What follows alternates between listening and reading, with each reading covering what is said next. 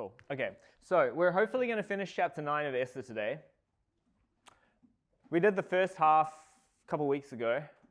It said, in the 12th month, that is the month of Adar, on the 13th day, the edict of the king and his law were to be executed. So if you guys remember the story, through Haman had passed this law in Persia that on a particular day, in 11 months' time, on the 13th day of the 12th month, anybody who found a Jew was able to kill them and take their stuff. And then the rest of the story of Esther was basically trying to figure out how to solve that problem. And partly why it was a problem was because in Persia, once a law had been passed, you can't undo it. Not even the king can undo the law. And so in the end, they passed a second law that said on that day, the Jews can also defend themselves. That was the solution. And so now that day has finally come. We don't really know how it's going to work out, right? The Jews don't know how it's going to work out. Yeah, they're allowed to defend themselves, but who knows how that's going to, whether that's going to be enough or are they still going to get slaughtered. It says that it was on this day that the enemies of the Jews had supposed that they would gain power over them. This was the day when those who hated the Jews thought they were going to defeat and destroy the Jews, but contrary to expectations, the Jews gained power over their enemies. The Jews assembled themselves in their cities throughout all the provinces of King Ahasuerus to strike out against those who were seeking their harm. No one was able to stand before them, for dread of them fell on all the peoples. All the officials of the provinces, the satraps, the governors, and those who performed the king's business were assisting the Jews, for the dread of Mordecai had fallen on them all. And so everybody was actually terrified of the Jews when this day finally came, because they'd seen all that had happened, and this Jewish man, Mordecai, was now super important in the Persian kingdom. And all of the king's servants were helping the Jews.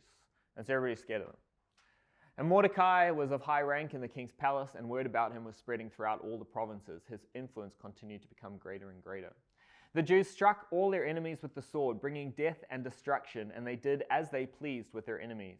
In Susa the citadel, the Jews killed and destroyed 500 men. In addition, they also killed the 10 sons of Haman, son of Hammedatha, the enemies of the Jews, but they did not confiscate their properties. On that same day, the number of those killed in Susa the citadel was brought to the king's attention. Then the king said to Queen Esther, "In Susa the citadel, the Jews have killed and destroyed 500 men and the 10 sons of Haman. What then have they done in the rest of the king's provinces?"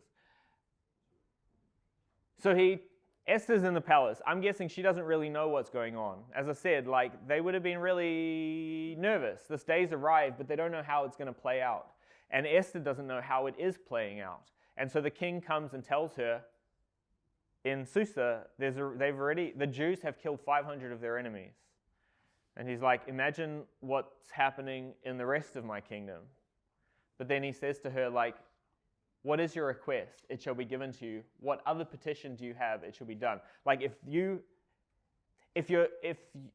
you still have any concern, just tell me what you want me to do, and I'll do it for you. And that's what we got up to a couple weeks ago. Who wants to read the next passage? Mike's down there. Verses 13 to 15. What Esther's request is. Esther replied, "If the king is so inclined, let the Jews who are in Susa be permitted to act tomorrow, also according to today's law, and let them hang the 10 sons of Haman on the gallows." So the king issued orders for this to be done. A law was passed in Susa, and the 10 sons of Haman were hanged. The Jews who were in Susa then assembled on the 14th day of the month Adar, and they killed 300 men in Susa, but they did not confiscate their property. Okay, so it's pretty brutal. Esther's basically I don't know, maybe Mordecai had got word to her that look, the job's not done, we need more time. Maybe Esther just kind of suspected this, I don't know. But she says to Xerxes, to the king, give us another day, same law. And he says, fine. And so there's another 300 who are killed. She also asks that Haman's 10 sons get hanged, impaled on a pole.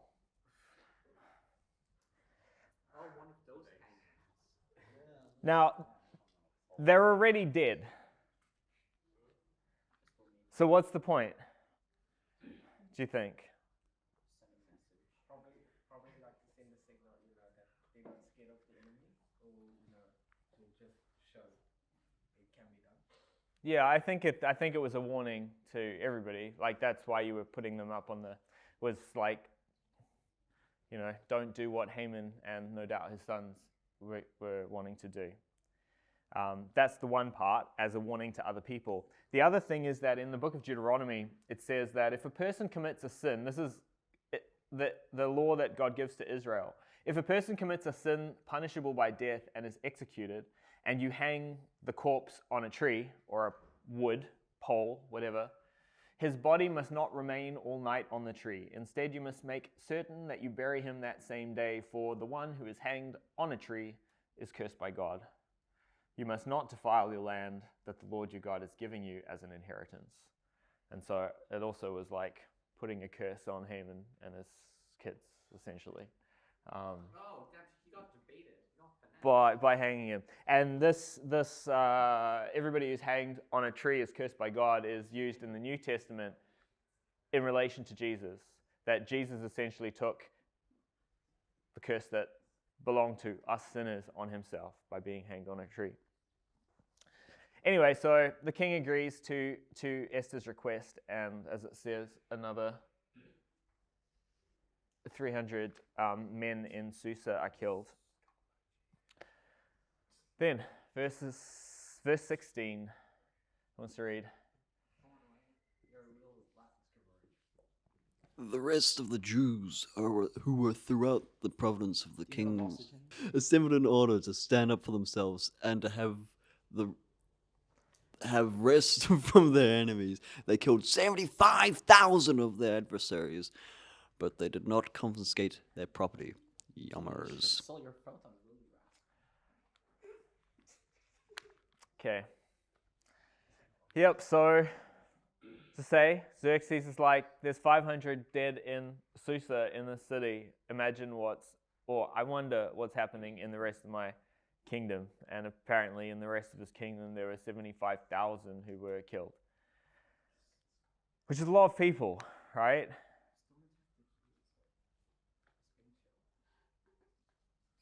What do you think?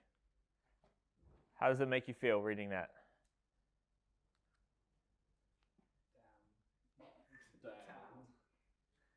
Good? Bad? Sorry? Doesn't make you feel good, yeah. It's more for whatever. Maybe a bit of an overreaction there, like a bit too far. Went too far? What do you mean? It's kind of They already killed Haman and his 10 sons. No, so like no. So like I didn't think they really needed so the extra day. So what I assumed, right? Because she said that they can only fight back, not go out and murder on themselves. So what I'm getting from this, that 75 people try to kill them, and they said, "Un reverse card, we kill you instead." So like, it's more of a skill issue that they couldn't kill the person they tried to kill, and they got killed themselves, right? So it's more for like you read what you feel. Guys, wait. I feel like Bring it it's down. kind of horrifying what people would actually do if they've given the chance to actually, they're allowed to kill the other person, even though, like, let's say somebody like says something bad to you, now they become your enemy, and then the next day you'll be given, like, let's say, like, the same law, you're allowed to defend yourself, but some people would take it like killing them is defending yourself. Yeah, well, like along the same lines, like when I read that, it's not comfortable for me. I don't like it. It's a lot of people dead. Yeah, but to put it into some perspective, at that time, it's estimated that the Persian population was around about 50 million people. There's some estimates that the Jewish population within Persia could have been up to 20% of the population, 10 million. but others estimate about 750,000 Jews. It is less, but regardless, it's way more than 75,000. And had their enemies had the opportunity to do what they had wanted to do, it would have been far, far worse. The other thing is that this isn't a genocidal massacre. Like, this is war. It's being fought. They're fighting against those men who want to destroy them. But they're fighting against men, not women and children. That's completely different to what their enemies had planned, yeah? What's the significance of them not taking the property? We'll get there. But yes, that is also significant. So they're fighting against men, not women and children, which is different to what their enemies had planned for them. Back in chapter 3, it said letters were sent by the runners to all the king's provinces, stating that they should destroy, kill, and annihilate all the Jews, from young to old, women and children, and to loot and plunder their possessions. And that's not an exaggeration. This has happened many, many times through history. World War II, obviously, is a very raw example of that. But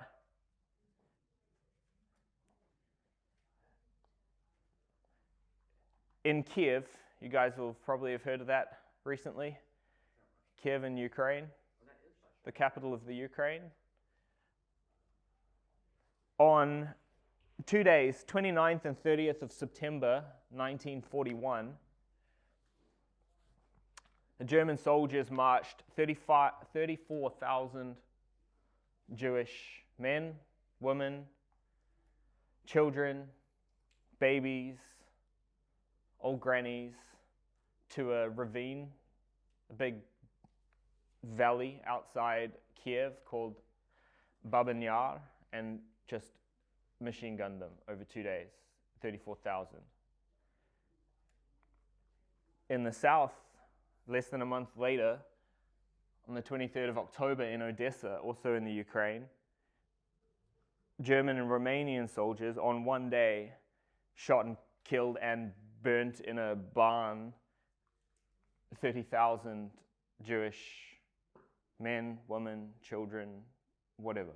Is Ukraine that big? Ukraine's big, yeah. And then a couple years later, in November 1943, in a place called Lublin in Poland, there were a bunch of Jewish concentration camps, and over a period of time, they had the Jews go out and dig these giant zigzagging trenches outside their concentration camp. And they told them that these trenches were defense against air raids.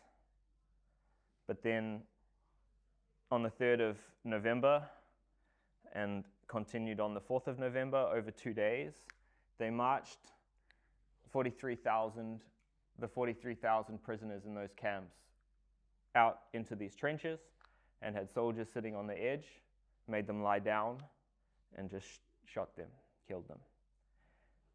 Well, some of them they didn't kill, but they died.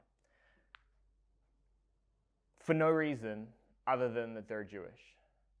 And there was no differentiating men and women, old and young, you know? And so I think that as uncomfortable as these verses are to read, one has to realize the reality that the alternative could have, and I think would have been like so much worse.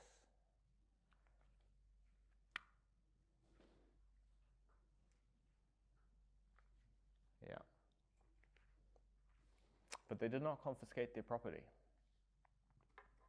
It's the third time that phrase has been repeated in this chapter.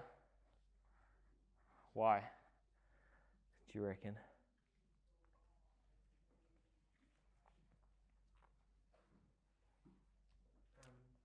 show like that in some way or form they still have like this confiscate for the stuff they have, I guess. that their enemies had. Yeah. So that like even though it's not theirs, they wouldn't just take it even though the people are dead. So just leave it. Yep. What is it saying? For them, because they had the right, like the law that was passed basically was an exact mirror of the Persian law, which was you can kill your enemies and you can take their stuff. Why not take their stuff? What is it saying to everybody, do you think? Giving them grace.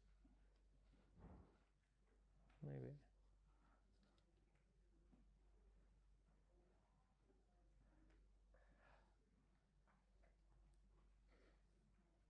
Alternatively, say they went and they killed these 75,000 people and took all of their stuff. What might people think?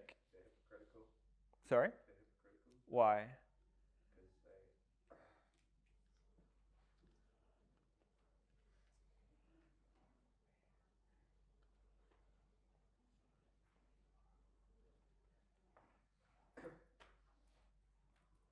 What might people think? Why are they doing this?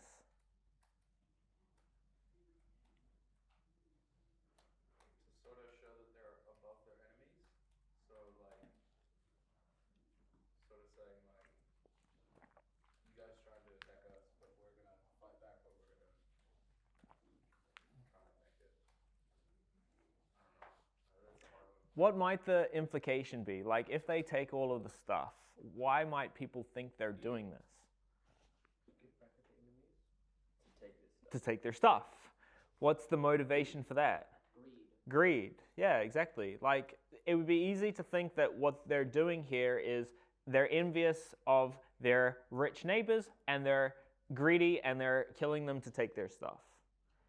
And so I think what's made very clear in this, the fact that they don't take any of the stuff that belonged to their enemies, is like it's not about greed. It's not about envy and jealousy. The only reason we're doing this is to protect ourselves and to protect our families from wicked and violent people who want to kill us. You know? So okay, so I think that's the reason why they don't take the stuff. But why repeat it again and again and again? You only need to say that once, and now we know what happened. Why repeat it 3 times?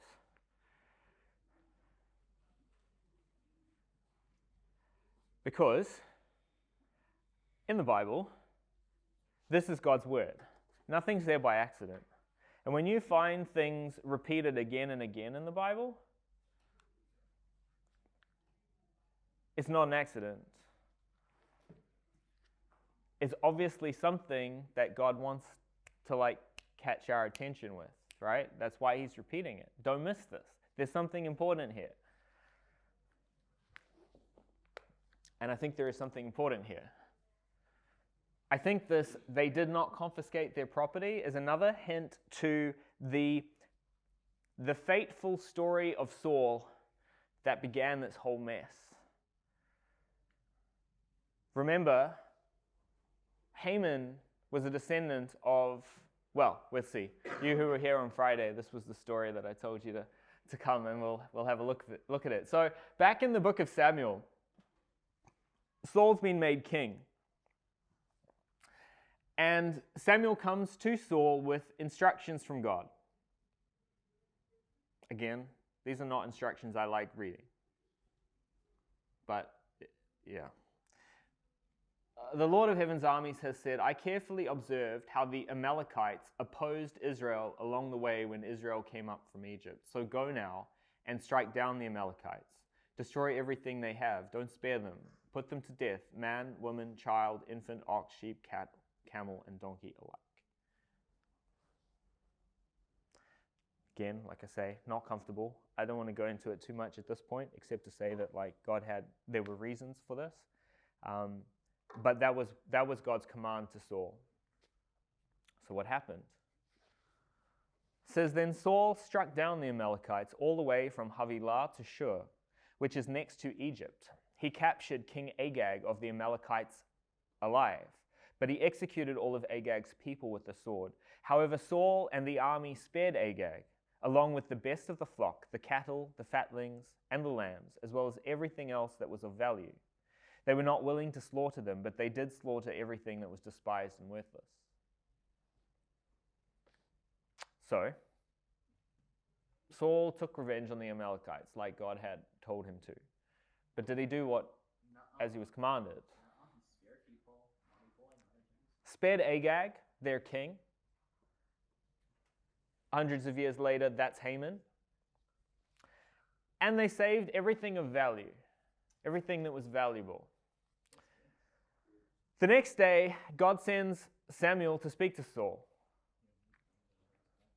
And when Samuel came to Saul, Saul said to Samuel, "May the Lord bless you. I have fulfilled the Lord's orders."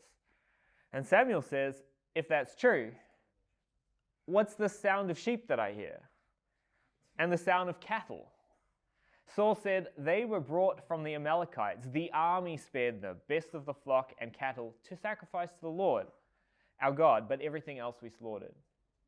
And so Saul basically starts making excuses. He says, "It wasn't me. It was the army that did this, firstly. And secondly, they did it for a good reason. They did it so that they could sacrifice, worship God." Samuel says, "That's not what God told you to do." He says, "Why haven't you obeyed the Lord? Instead, you have greedily rushed upon the plunder. You have done what is wrong in the Lord's eyes." So Samuel sees right through Saul's excuses. He knows that it's not actually because they wanted to sacrifice to God and blah, blah, blah. It was because they were greedy. They wanted the stuff. It was good. They liked it. They didn't want to destroy it. It seemed like a waste, and so they took it. And it's only now, when Saul gets caught out and called up on it, that he starts looking for like some good reasons why maybe he did these things. But even if that was his motivation, even if they had saved these sheep and cows in order to sacrifice to God, Samuel says, "Does the Lord take pleasure in burnt offerings and sacrifices as much as he does in obedience? Certainly, obedience is better than sacrifice, and paying attention, like listening, doing what you're told, is better than the fat of rams. For rebellion is like the sin of witchcraft, and presumption like arrogance, defiance, doing what you want to do despite being told to do something else, is like the evil of idolatry. Because you have rejected the Lord's orders, he has rejected you from being king." And so this is the moment when the kingdom is taken away from Saul. Samuel says, "You say you've saved these, you say that you've disobeyed God so that you can worship him." Which makes no sense. He says, God would rather that you just trust him and do what he told you to do. Then there's no need for sacrifice, But yeah, again, to sin against God so that you can then worship him doesn't make any sense. Anyway, the point is, this is the event that started the whole mess that culminates in the book of Esther with Haman. And it happened because of Saul's greed. This is the mistake that cost Saul the kingdom of Israel, and it was taking spoil from his enemies. And so I think the Jews here in Persia didn't want to make the same mistake. And to make that crystal clear to us, gets repeated again and again and again. They did not confiscate the property. They didn't do what Saul did, which started this whole thing. Okay, verses 17 to 19.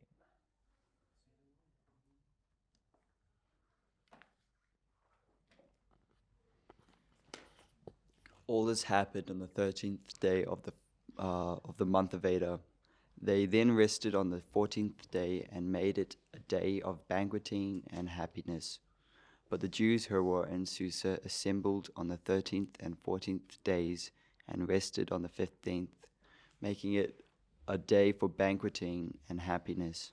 This is why the Jews who are in the rural country, those who lived in rural villages, set aside the 14th day of the month of Adar for happiness, banqueting, and a holiday, and sending gifts to one another. Okay, so this is kind of just at the end of the book, summarizing and explaining some just basic things to us. So after these 11 long months, stress and anxiety, fasting and praying, no doubt a lot of that in the lead up, and then a day or two of war and violence, they now finally have peace. They're able to rest, and not just rest, but also celebrate what God's done for them. In the book of Psalms, it says that you turned my mourning into dancing. There's a song that goes kind of like that, right? One of the worship songs. You removed my sackcloth and covered me with joy. So now my heart will sing to you and not be silent. O Lord my God, I will always give thanks to you. And in Jesus, in the New Testament, says, blessed are the poor in spirit. What does it mean to be poor in spirit?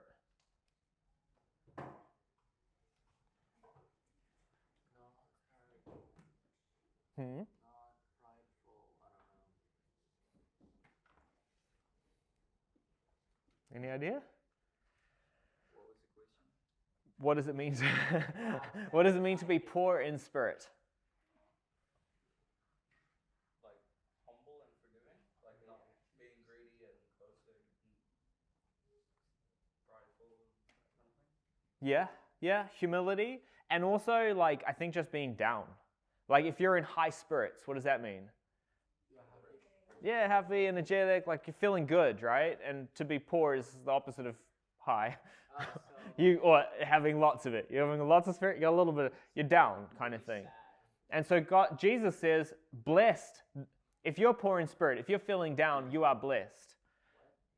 Yeah, exactly what? That's not really how it feels. But he says, you're blessed because the kingdom of heaven belongs to you.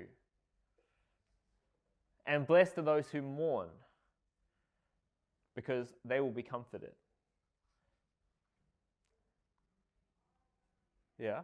Is that similar to the one where it's like, if you do something and you receive praise now, you've earned your reward, but like if you do something and you don't receive praise, you receive it.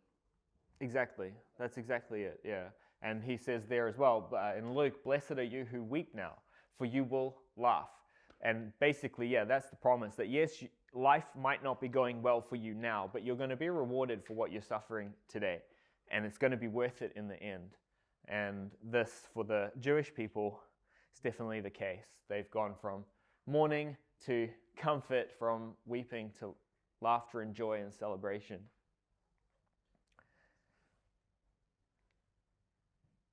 Okay, next, verses 20 to 22.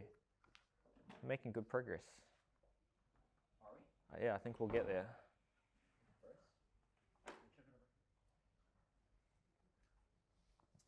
Mordecai wrote these matters down and sent letters to all Jews who were throughout all provinces of King. How do you say that, Destiny? Ahasuerus, both near and far, to have them observe the 14th and 15th days of the month of Adar each year, as the time when the Jews gain rest from their enemies, the month when their troubles was turned to happiness and their mourning to a holiday. These were to be days of banqueting, happiness, and sending gifts to one another and providing for the poor. Okay, so with the situation now resolved, it says that Mordecai wrote these matters down. What matters? What do you think Mordecai wrote down? I think he wrote down everything that happened over the past 2 days of war, and then also explaining why they did certain things, and also explaining why they need to, celebrate in a sense. Yeah, he's telling them basically what all has happened. Because you can imagine this is a huge empire.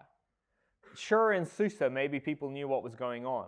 But there'd be Jews in villages miles and miles away in the Persian Empire who all they know is randomly a year ago this law appeared that said in 11 months' time you're going to die. Why? No idea. They don't know that Mordecai wasn't bowing to Haman and so Haman got angry and went to the king and all that nonsense. All they know is suddenly there's this law out of nowhere that says you're going to die in 11 months' time. Your enemies can kill you and you can't do anything about it. And then a few months pass, and randomly there's this other law that comes up and says, oh, now you're allowed to defend yourselves. And so probably there were like rumors and things that was passing along to try to explain like what's going on here. But really, a lot of them probably had no idea what had happened. And so Mordecai wrote these things down. I think he was basically just explaining what had happened over the last few years and why it had happened. And essentially, what God had, like, how God had brought them through to this point. So some people, based on that verse, think that Mordecai wrote the book of Esther. Don't really know. There's no consensus on it. It's possible.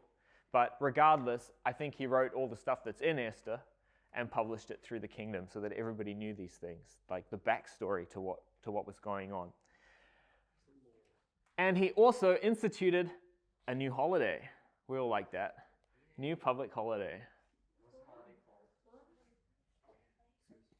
For the Jews to observe the 14th and 15th days of the month of Adar each year as the time when the Jews gained rest from their enemies, the month when their troubles was turned to happiness and their mourning to a holiday, to celebration. What's the holiday called, Destiny? We'll get there soon. So traditionally, there's these 2 days, 14th and 15th. I think it was explained in the last bit, right?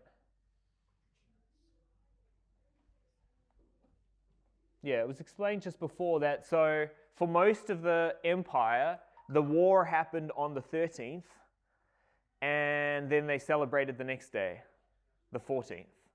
But in Susa, the war happened on the 13th and 14th, and so they celebrated on the 15th. And so apparently, traditionally, any city that was big enough to have a wall around it at the time of Joshua, which was hundreds of years ago, they would celebrate on the 15th. But everybody else would celebrate on the 14th. Today, only really Jerusalem and a few other cities celebrate on the 15th, and everybody else celebrates on the 14th. And this year, the 14th of Adar was the 7th of March, was when they had this celebration. Okay. Somebody read verses 23 to 25.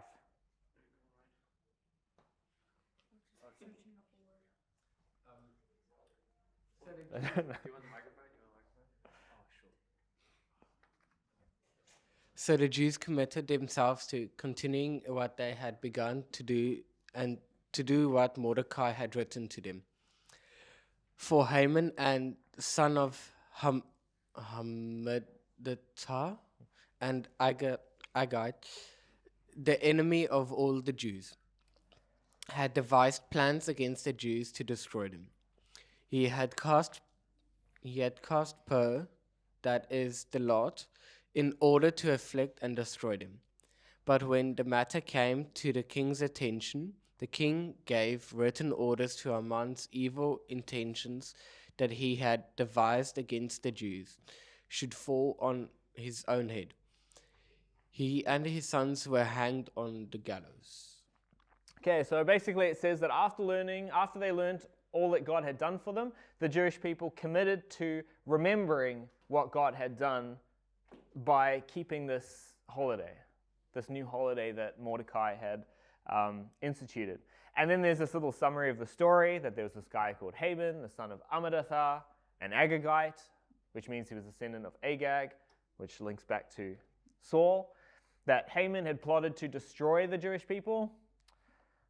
He threw lots, what are called Pur, to determine what day he was going to destroy God's people. But in the end, all of his evil plans came crashing down on his own head. And again, that's not new, that idea. There's warnings about it throughout the scriptures, which we've looked at before.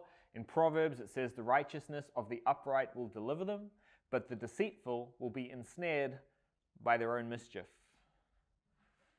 Proverbs 26, whoever digs a pit for somebody to cause somebody else to fall into their pit will fall into it themselves.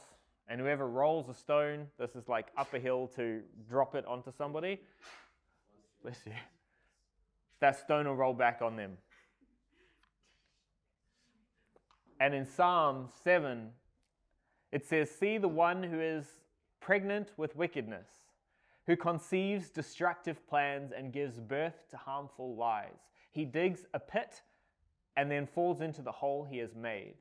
He becomes the victim of his own evil, destructive plans, and the violence he intended for others falls on his own head. And so that obviously is Haman and his sons, who end up impaled on the pole that they'd set up for Mordecai. Wait, was Haman sounds like part of the plan? I think so, yeah. Okay. It doesn't say explicitly, but that would be what I would assume. Or they just like punish it. Maybe. Yeah, I don't know.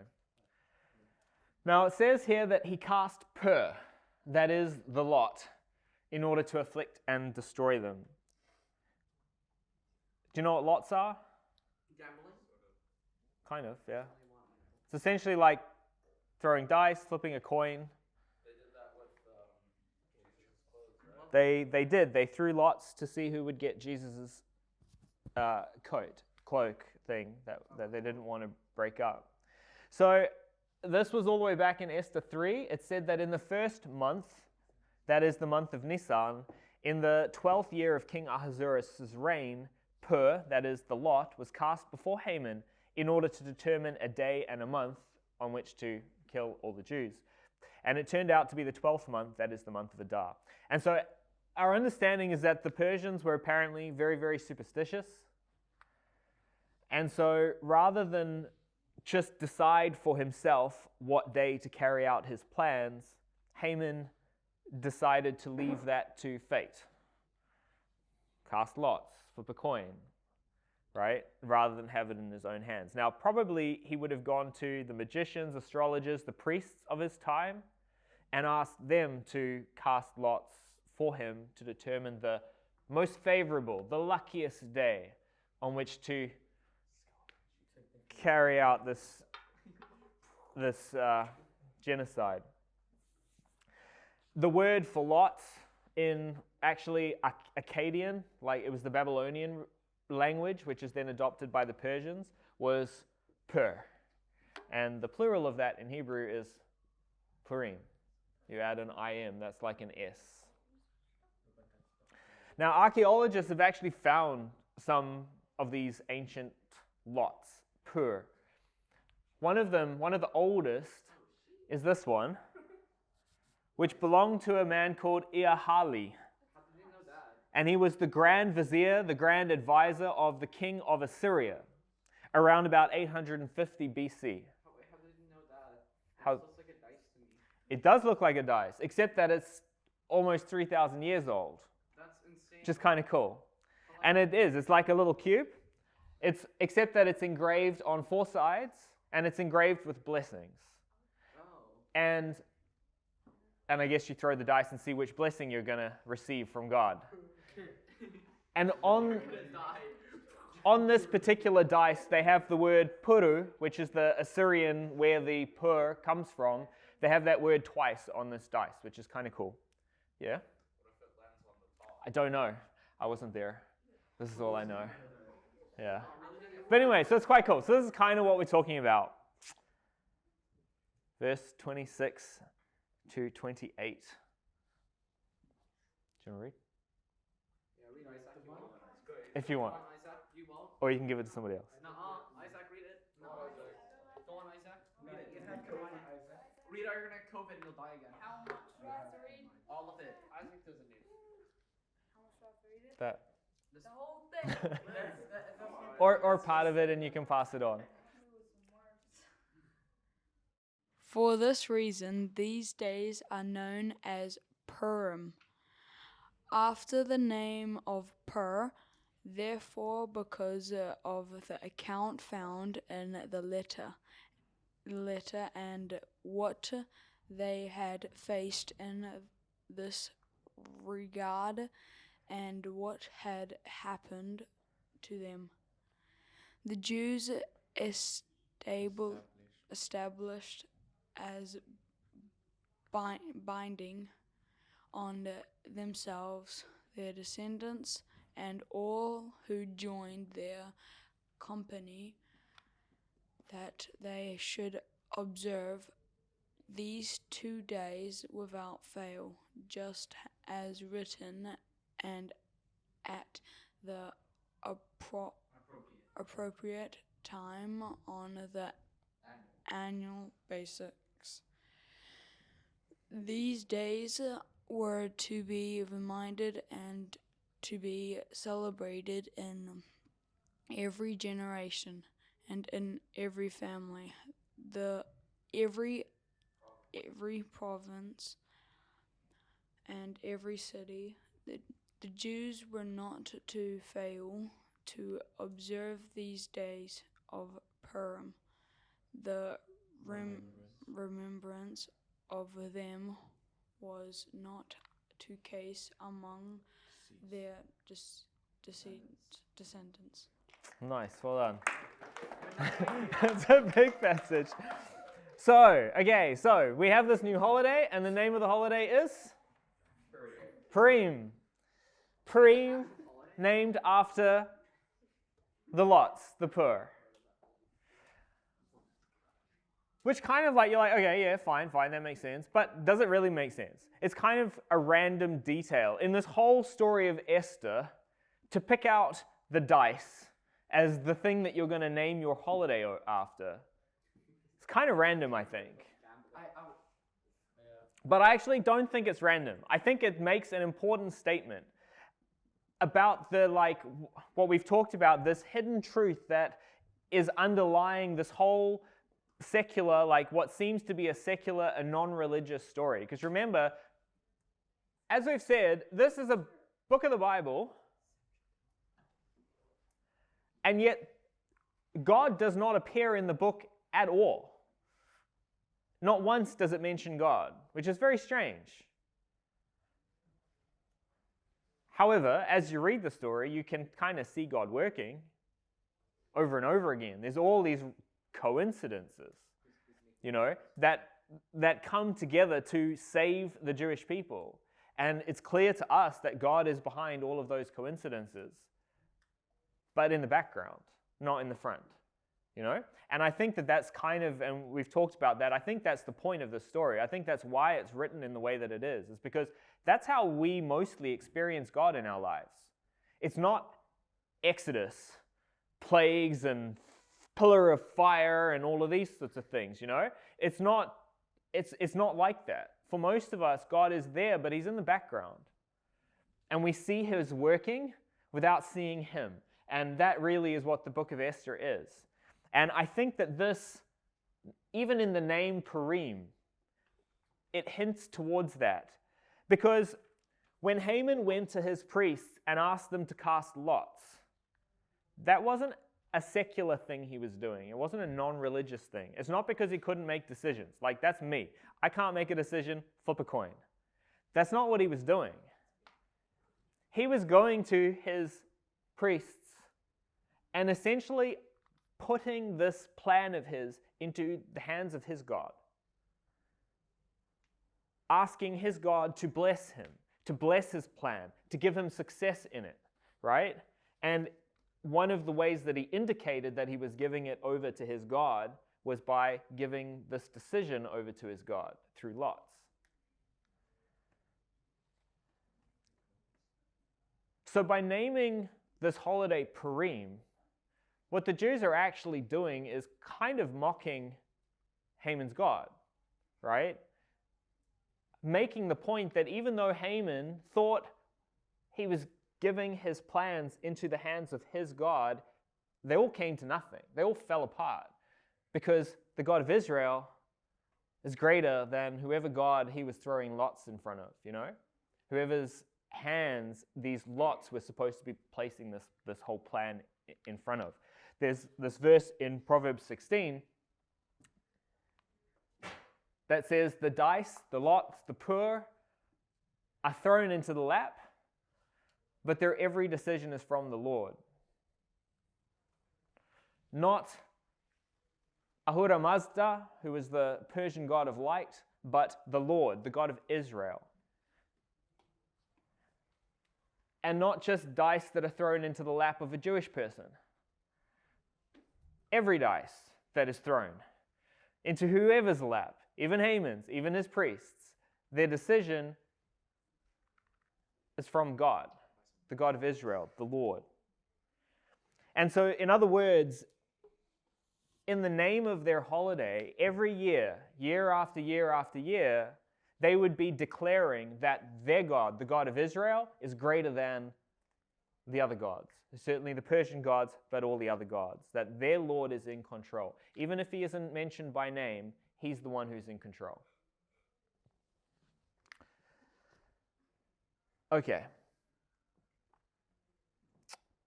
Then it said, what did it say? Almost there.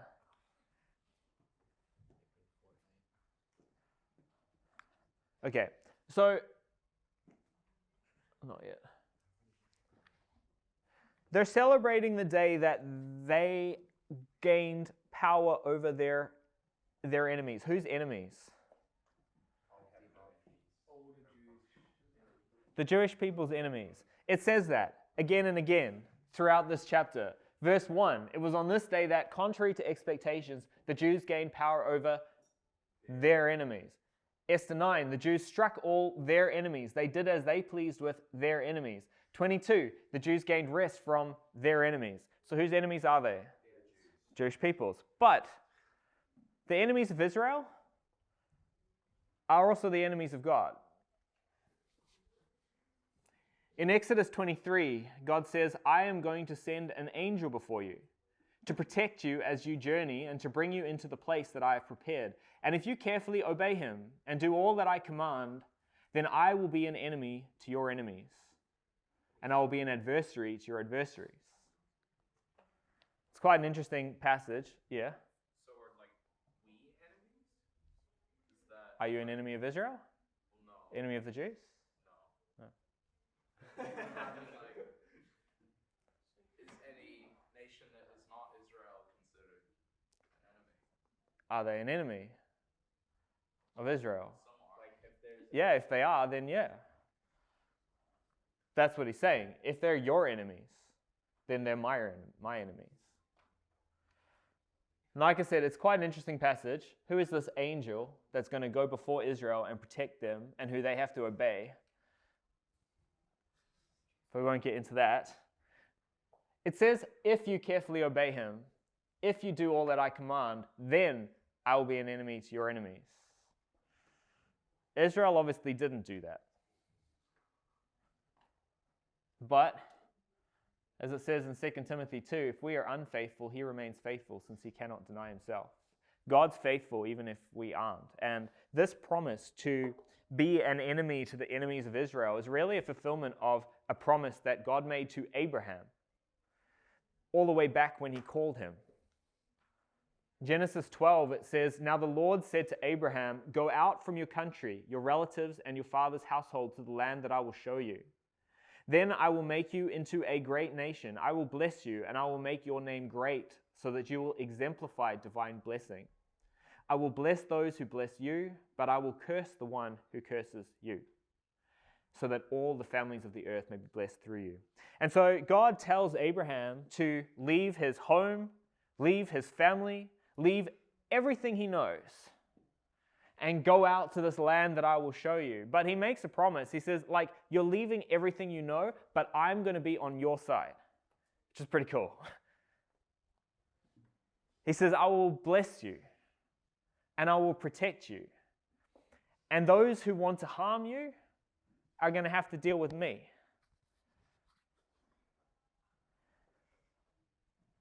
So that's the That's the promise and the relationship that God has with his people. Moses later describes that relationship with a really beautiful, what's called idiom. And it's an idiom that has survived all the way to today. In Deuteronomy, Moses says, the Lord's allotment is his people, and Jacob is his special possession. The Lord found him in a desolate land, in an empty wasteland where animals howl. He continually guarded him and taught him.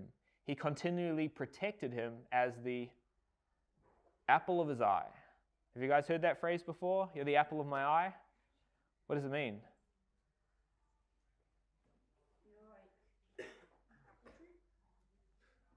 Yeah.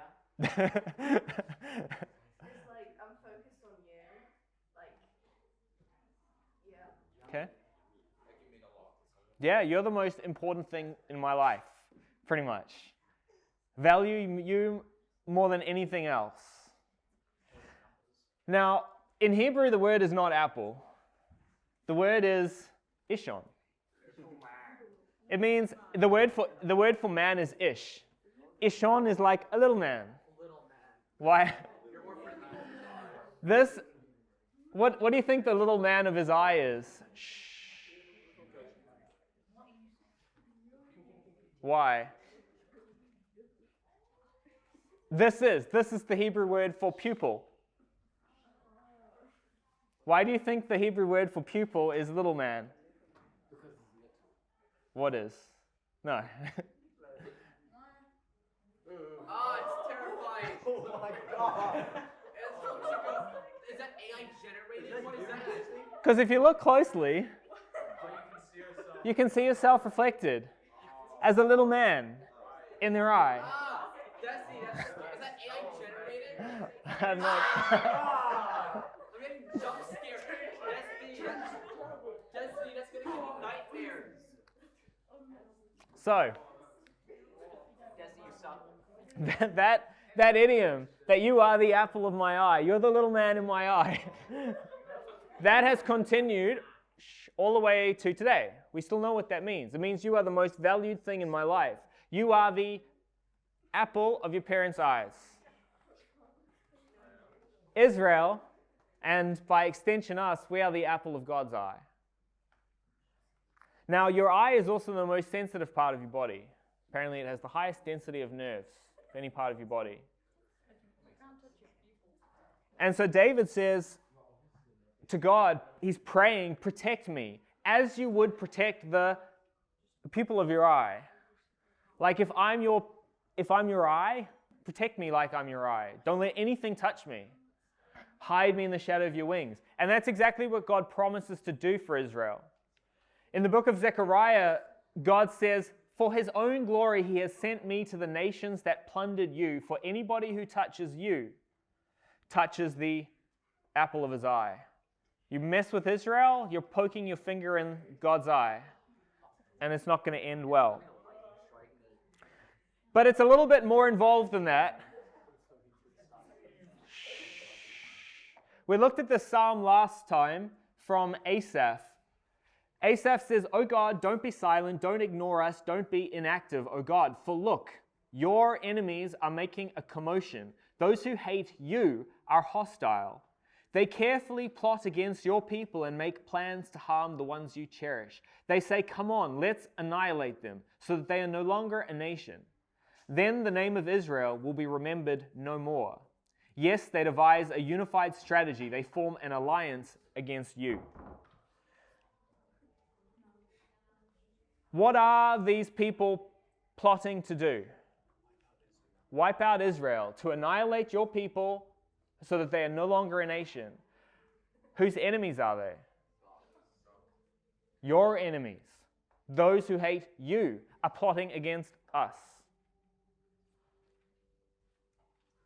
And so I think it's important to ask the question, why do people hate Israel? Why do people hate the Jews? Yeah, it's because they hate God, and they know God loves them. They're his chosen, his special possession, it said earlier. And so the reason why Israel's enemies are God's enemies is because they are actually God's enemies, and that's why they're Israel's enemies. Know what I mean? It's kind of the other way around. It's not that they hate Israel. It's not that they hate God because they hate Israel. They hate Israel because they hate God. Jesus actually said it's going to be exactly the same for us. He said, if the world hates you, be aware that it hated me first. If you belong to the world would love you as its own. But because you do not belong to the world, because I have chosen you, because you are special to me, for this reason the world hates you. And in Luke, he says, the one who listens to you listens to me, and the one who rejects you rejects me. And the one who rejects me rejects the one who sent me. And so just like Israel could expect to be hated by the world, Jesus says it's the same for us. That those who hate God are going to hate you too.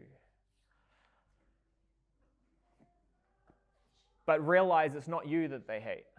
It's me, it's God, you know?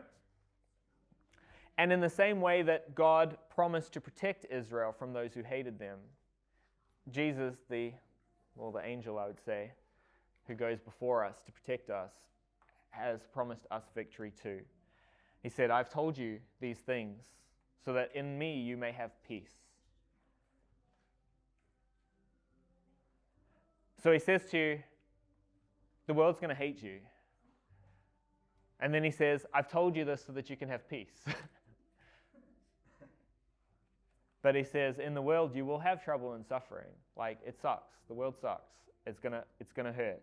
But be encouraged. Take courage. I've conquered the world. You're going to win in the end. Those who weep will laugh. Those who mourn will be comforted. So, anyway, all that to say, Haman and Haman's gods were no match for Israel and Israel's God, who was the one that they were really taking a stand against. The God of Israel is God, even over Haman's dice. Now, in response to this letter that they received from Haman explaining all that's happened over the preceding months, it says that the Jews established as binding on themselves, their descendants, and all who joined their company that they should observe these 2 days without fail, just as written, and at the appropriate time on an annual basis.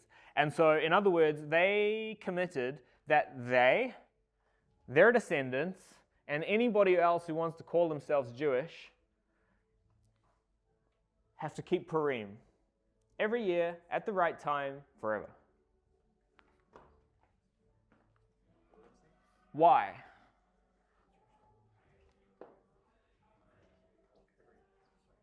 Why did they think it was so important that they continue to celebrate this feast year after year forever? Like God delivered them. Uh-huh. Yeah, and what's the point of celebrating that every year? What is the point of Christmas? To get free stuff. To not forget. To not forget. Yeah, exactly. Because we naturally forget.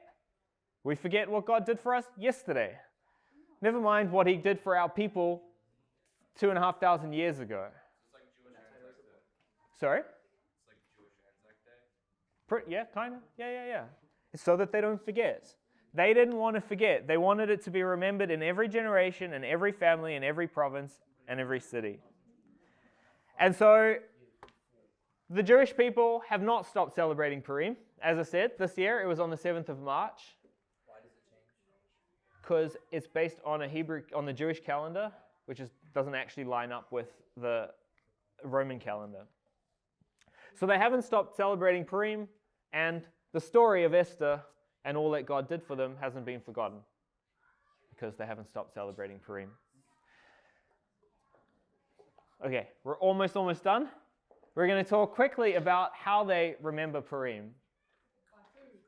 These days were to be remembered and to be celebrated in every generation, every family, every province. So today there are 4 main components to the celebration of Purim. The first is public reading. Every adult, men and women, are required to go to a synagogue where they read the story of Esther. And apparently, every time the name Haman is mentioned, everybody makes heaps and heaps of noise. Stamp their feet, shout, they've got these clickery things to blot out his name. So they like boo and stuff. Like, Yes, boo, yeah, exactly. Get out of here, Haman. Yeah. I thought of telling you that at the start of our study, but then it would have been noisy and disruptive. So anyway, so that's one of the things that they do. The other three parts to the Jewish festival of Purim are based on this verse in Esther 9 that says, these were to be days of banqueting, happiness, sending gifts to one another, and providing for the poor. So the second component is gifts for your friends. Every adult is required to give a gift of food, 2 types of food, to one friend. Yeah, well, maybe we should do it next year. And you were required to give some kind of charity to 2 people, to 2 poor people, to fulfill providing for the poor. And then the last thing is food. Eat. There's quite a I guess funny and famous quote that is said to characterize most Jewish holidays, which is, they tried to kill us, we survived, let's eat. well, now you try to kill us, all we're gonna have. And it's the same for Purim. These were to be days of banqueting and happiness, and so they have a big celebratory meal. Food absolutely brings happiness. So yeah, big meal. There's also, interestingly, a lot of wine. I like the one. Well, I mean, they drank So the Jewish rabbis of ages past, they believed that wine played a big part in the salvation of the Jews in the story of Esther. Wine is the reason why Esther became queen. Wine was involved. It was the banquet of wine when Haman had his downfall.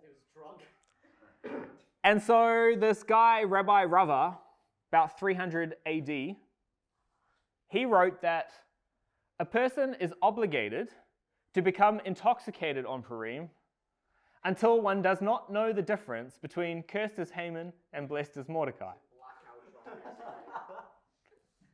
Which is interesting. We should do that. We should get blackout drunk at church. Since then, others have kind of reinterpreted what he was saying, and they're saying, well, you don't have to get blind drunk. You can drink until you fall asleep. And once you're asleep, same, right? You don't know the difference. Anyway, regardless, this is definitely not biblical. The Bible in Ephesians says, do not get drunk with wine. Because that leads to debauchery, it leads to sin, it leads to doing stupid things. Wait, what's debauchery again? It's like doing something that messes up your image, right? Yes. Got it. So smart. But rather be filled with the Spirit. So anyway, this is not biblical, this is not what we should be doing, but it's tradition it's Jewish tradition. So we're not allowed to go drinking. And then there are other traditions as well. One is they dress sometimes, in some places, they dress up in costumes and masks, masquerades. Another one is that they burn effigies. So you guys know Guy Fawkes? Yeah. They used to make a fake guy and burn him on the bonfire. That's what Guy Fawkes was? Yeah. That's what the bonfire was. Anyway, they used to do the same thing with Haman. They would set him up on a pole, a fake Haman, and set him alight.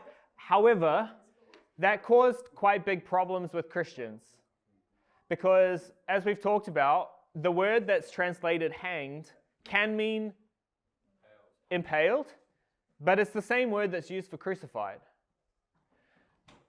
Pretty sure at the time of Haman, what the Persians were doing at that time was impaling. And so we're pretty sure that's what happened to Haman. But by the time of the Roman Empire, impaling had been replaced with crucifixion. Jesus is crucified. And so in Roman times, when the Jews were making their traditions for the story of Esther, what they had was a fake Haman crucified on a cross, which they then set alight. and that wasn't comfortable for Christians who felt like that was coming a little bit close to Jesus. And so the Emperor Theodosian actually banned that. And then there's a whole lot of traditional foods, the most famous of which is Hamantaschen. Oh, I saw these earlier. Oh, no. Yeah. It's poison, basically. They're little cookies. They're banana peels, yeah. I love eating them. Hamantaschen. How do we eat them? So I have done some baking. There are two options.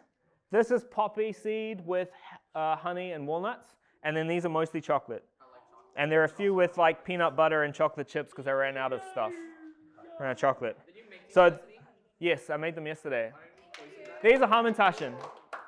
Little triangle pockets in. So, so the question is, why do they eat these things?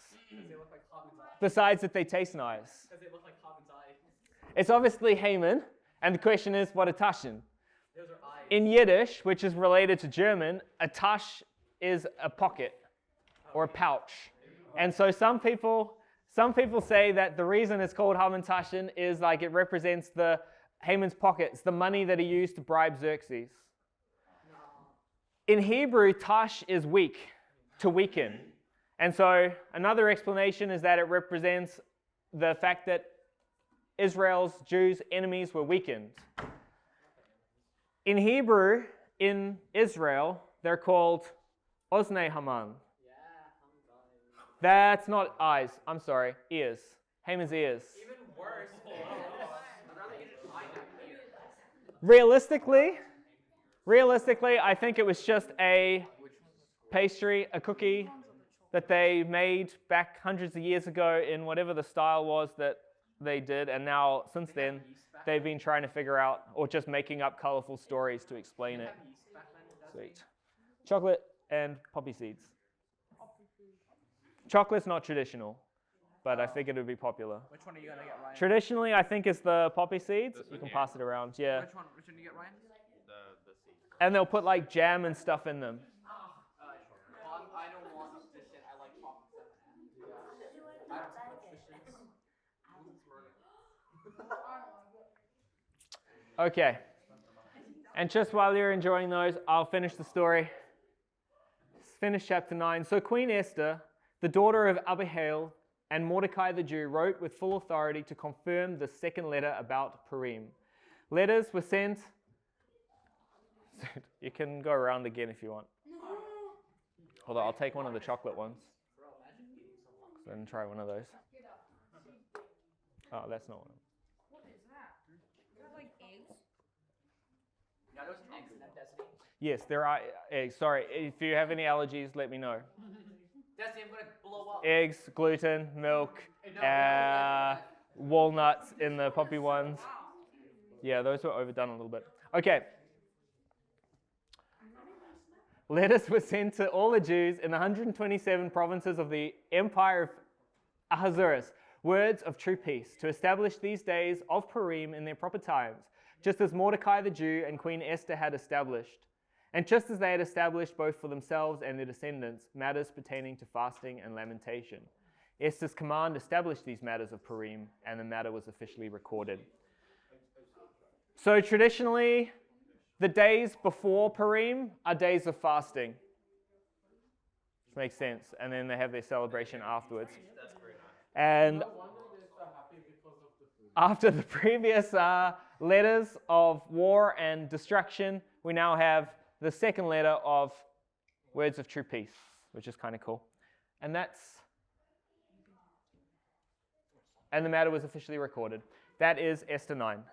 Next time, we will have one more lesson, which is chapter 10, which kind of summarizes, well, actually it's a little bit, I don't know, it's a little postscript at the end. And then we'll look a little bit bigger picture of the book of Esther and some cool patterns and things that we find there. And then we'll be done. Yay! What's next? What are we doing next? Let me just pray quickly, and then we can go. You guys put forgot the most And I can tell you. important Yeah. part, Lord God, I thank you so, so much for your faithfulness, Lord, that even when we are unfaithful, you are faithful. And I ask that you would fill us with confidence in your love for us, Lord, knowing that as Israel are, we are the apple of your eye, that we are loved by you, that we are your special possession, and that whatever we face in this life, you've given us victory. We will have victory, and we will rejoice in the end. In Jesus' name I pray. Amen.